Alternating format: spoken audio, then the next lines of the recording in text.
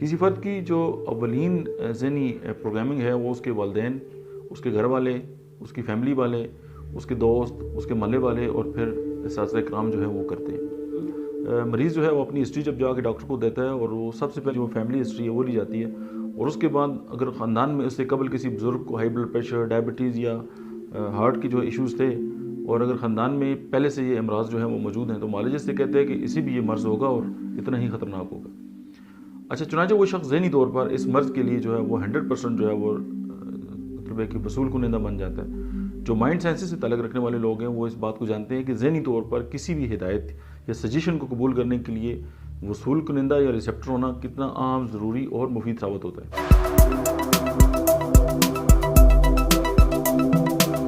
بسم اللہ الرحمن الرحیم، السلام علیکم۔ میرا نام ڈاکٹر احمد اجاز ہے اور میں right institute of mind sciences سے آپ سے مخاطب ہوں۔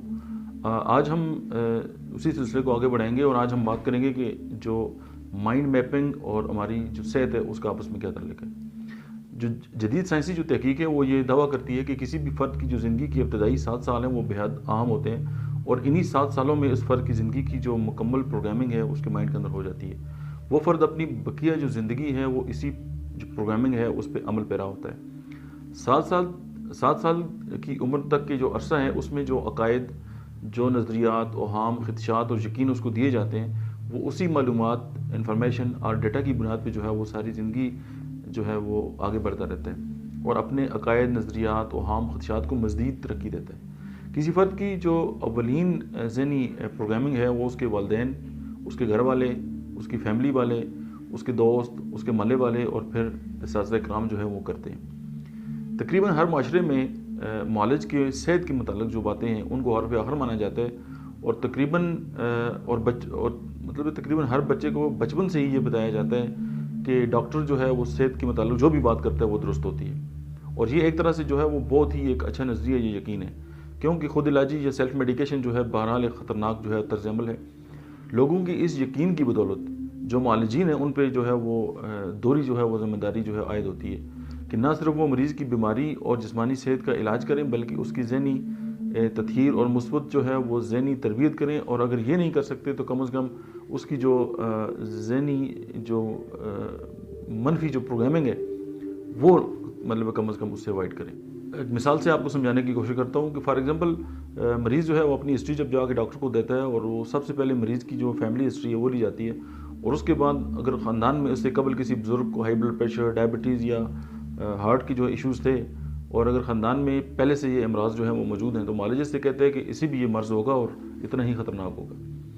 اچھا، چنانچہ وہ شخص ذہنی طور پر اس مرض کے لیے جو ہے وہ 100% جو ہے وہ مطلب ہے کہ وصول کنندہ بن جاتا ہے۔ جو مائنڈ سائنسز سے تعلق رکھنے والے لوگ ہیں وہ اس بات کو جانتے ہیں کہ ذہنی طور پر کسی بھی ہدایت یا سجیشن کو قبول کرنے کے لیے وصول کنندہ یا ریسیپٹر ہونا کتنا عام، ضروری اور مفید ثابت ہوتا ہے۔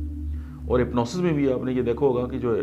ہپنوٹسٹ ہے وہ اپنے کلائنٹ کو یہی ترغیب دیتے ہیں کہ now you are totally relax and 100% receptive. جب وہ اس بات کو قبول کر لیتا ہے تو یوں کام آسان ہو جاتا ہے، کیونکہ اب جو کلائنٹ ہے نا اس کا 100% ریسیپٹیو بن گیا، اور ہر ترغیب و ہدایت جو بھی ہے اس کو جو بھی دی جائے گی وہ آسانی سے اس کو ایکسیپٹ کرے گا۔ اس بات کا مطلب جو ہے وہ یہی ہے کہ جو امپورٹنٹ بات ہے وہ یہ ہے کہ چونکہ ڈاکٹر پہ جو مریض ہیں ان کو بہت زیادہ اعتماد ہوتا ہے، اور یہ جو اعتماد ہے وہ اس کے بعد ذمہ داری بہت زیادہ ہے، چونکہ ان کی منہ سے نکلا ہوا ہر لفظ جو ہے وہ لوگ جو ہے وہ ایز اٹ از جو ہے اس کو ایکسیپٹ کرتے ہیں، اور یہ بچپن سے ہی ہماری ایک تربیت ہوتی ہے کہ ڈاکٹر کی جو انفارمیشن ہے وہ 100% صحیح ہوتی ہے۔ لیکن اب ہوتا کیا ہے، تھوڑا سا چونکہ میں فارماسیوٹیکل میں زندگی میں نے گزاری ہے، اور اس میں یہی دیکھا گیا ہے کہ ڈاکٹر کے کلینک میں جائیں تو آپ کو جگہ جگہ پہ بہت سارے پوسٹر لگے ہوئے نظر آئیں گے مختلف بیماریوں کے حوالے سے۔ اب ظاہر ہے جب ویٹنگ پہ ہم بیٹھے ہوتے ہیں اور اس وقت ظاہر ہے فارغ ٹائم ہوتا ہے تو اٹھ کے جا کے نا وہ جو پمفلٹ اور جو پوسٹر لگے ہوتے ہیں ان کو پڑھنا شروع کر دیتے ہیں۔ جب ان کے سمٹمز پڑھتے ہیں تو لگتا ہے کہ یہ بیماری تو میری ہے۔ اور بہت عرصہ پہلے میں نے ایک انگلش نیوز پیپر اس میں ایک آرٹیکل پڑھا تھا کہ دا ملٹی نیشنل تو نہیں کہنا چاہیے، کوئی بھی کمپنی جو ہو سکتی ہے، کہ وہ first create the disease then sell the care, کہ پہلے وہ اس طرح کے سمٹمز جو ہیں وہ جنریٹ کرتے ہیں اور لوگوں کے اندر اویئرنیس پیدا کرتے ہیں اس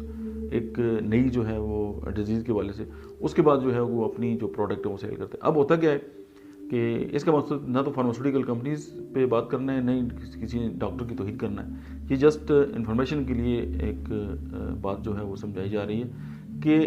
جب آپ ایک کلینک میں جائیں گے، اب کلینک میں لوگ کس لیے جاتے ہیں؟ ٹھیک ہونے کے لیے. اب وہ 10 بیماریاں اگر وہاں سے لے کے آ رہے ہیں اور ان کی جو مائنڈ میپنگ ہے وہاں پہ نیگیٹو ہو رہی ہے، اور جگہ جگہ چھوٹے چھوٹے لٹریچر پڑے ہوں گے کہ وہ پروڈکٹ جو ہے اس کے والے سے کہ جی اس کی انڈیکیشن ہوگی تو یہ ہوگا، اس کی انڈیکیشن ہوگی تو یہ ہوگا. تو وہ ساری باتیں جو ہیں جب ایک مائنڈ کے اندر جو ہے وہ ریسیپٹیو ہے، اب اس کو پتہ ہے کہ اس کلینک کے اندر جو بھی بات لکھی ہوئی ہے وہ صحیح ہے، تو جب وہ وہاں سے آتا ہے واپس اور اپنے ساتھ جو ہے وہ ایک ذہن سازی بھی اس کی ہو چکی ہوتی ہے، کیونکہ اس کے ایک بلیو بن چکا ہوتا ہے کہ یار یہ بیماری ہو سکتا ہے مجھے بھی ہو، اب یہ ہو سکتا ہے، اور اب اس کے جو ذہن ہے نا وہ بار بار اسی کو جو ہے وہ ٹریگر کرے گا. نیکسٹ ہم جو لیکچر ہے اس میں ہم یہ دیکھیں گے کہ جو یقین کی قوت ہے وہ کیسے ہماری صحت کو جو ہے وہ متاثر کرتی ہے. آج کے لیے اتنا ہی. Thank you very much.